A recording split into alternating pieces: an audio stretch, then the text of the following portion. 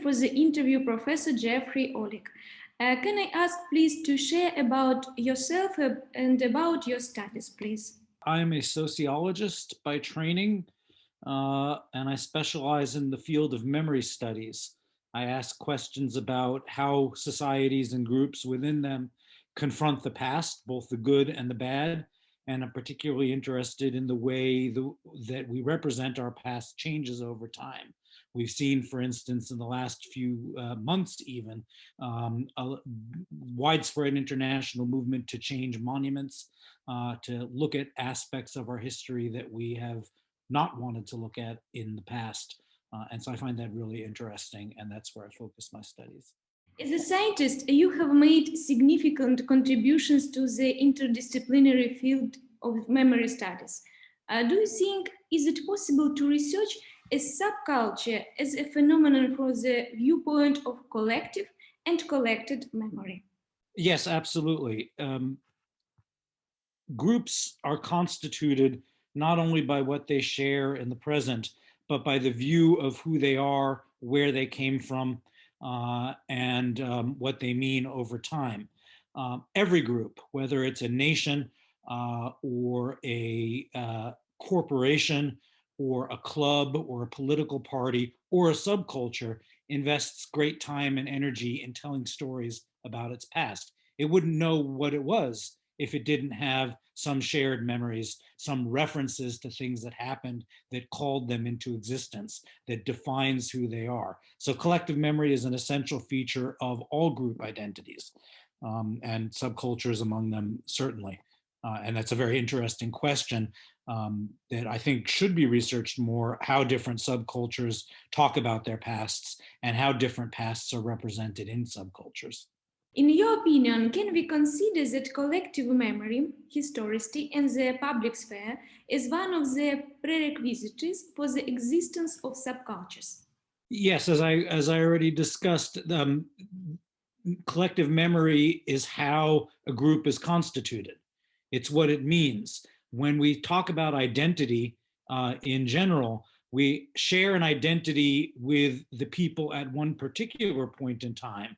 That is, I'm like you, or I hang out with you, or I share your goals. But we also share an identity over time. I'm the same person. We are the same group that we were a month ago, a year ago, 50 years ago.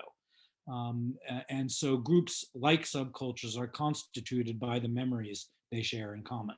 And if you were to research subcultures, what research methods would you choose? So that's a complicated question. What methods I would choose and what methods I think are good to choose. So I am not very good at ethnography, but traditionally ethnographic approaches have been the ways in which scholars study subcultures. Forms of participant observation, learning, hanging around with, talking to, engaging with the activities of the groups. There's an expression in English which say going native, that is trying to see what it's like from inside the group. Of course, this is very difficult when you're talking about groups that you don't agree with, groups whose activities you find extremely difficult or unpleasant. And then there become ethical questions. Do you say, I am here even though I disagree with you, which of course could be dangerous, or do you deny who you are and hide your identity as a researcher? These are important questions for ethics. I think that an important component goes beyond ethnography. Though most subcultural studies are ethnographic, I think that there are, particularly today when we exist in a media world, that a great deal of group activity takes place online. And so there is a lot of work to be done through gathering and analyzing how these groups communicate, whether it's a structural kind of thing, tracking out patterns of behavior, where are they located, how many, how often, or whether it's the content of what they're saying to each other. It's very dangerous, I think so too, because I am engaged in research of criminal subcultures, criminal Italian subcultures like mafia, 'ndrangheta, and camorra, and it's very difficult because these structures is secret and closed, and there are no any fonts like sources about the information about these subcultures, and it's very difficult to research these secret groups. Yes, we have a concept in sociology is called difficult ethnography or difficult fieldwork. And there's a discussion about how one manages that, how you manage your own identity and how it can affect you personally to be involved, but also how you protect yourself, all while maintaining a standard of research integrity or research ethics, which is very important. And I read your works, your articles, and you researched the problems in sociology too. Maybe there are some the same problems in researching. So the topic of subcultures is a classical topic for sociologists. I believe it was sociologists who coined the term subcultures.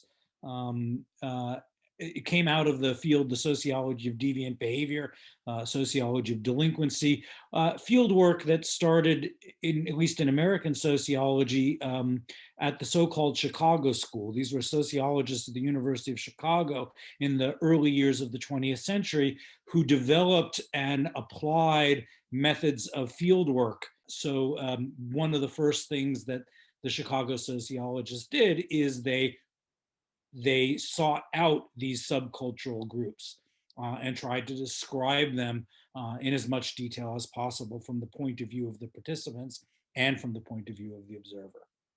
But that sociological research can't take place in libraries and at universities only. The researchers have to get out and do the field work. We can't be comfortable. A person is always attracted by something, in particular by something as a subculture. How do you think is this related a person's memory, or are there some other prerequisites? I'm not an expert in research on subcultures, but I would imagine that there are both push and pull factors. So if you're unhappy at home or you don't have a good chance of a job, then you might be attracted to certain kinds of you might be pushed. You have no other choice but to join a subculture. Then there's the pull, which ones? And the question is partly, what are the opportunities? What are the subcultures that are available to you? But then what are the subcultures that attract your particular identity or that you find fulfilling? So I would say that in most cases, there is an element of circumstance, an element of chance, and an element of choice. And that these combine in different ways in different contexts. We don't all sit there and say, well, here's a menu of 50 subcultures, which one shall I join tomorrow? It's, well, my brother was in it, or my friends at school were in it, or this is the thing in our city right now.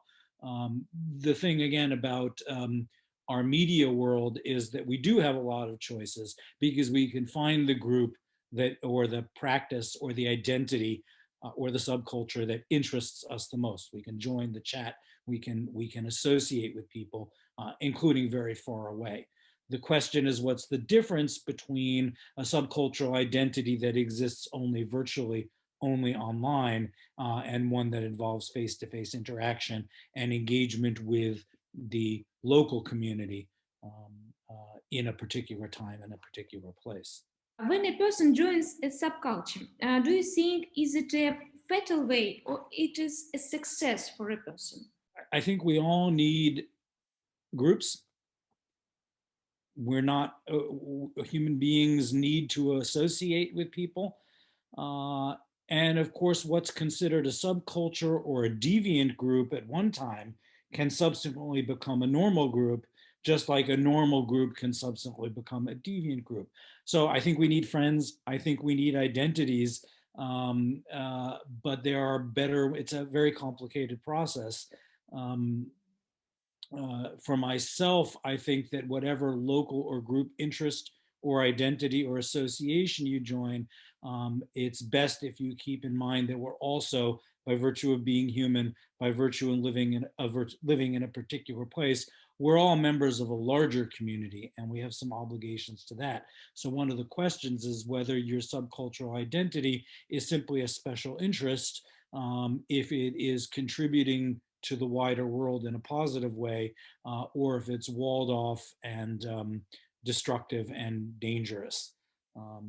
There are social movements that pursue goals of justice, and the members of the movements gain something from being in them and are actively involved. There are others which are criminal or political or destructive.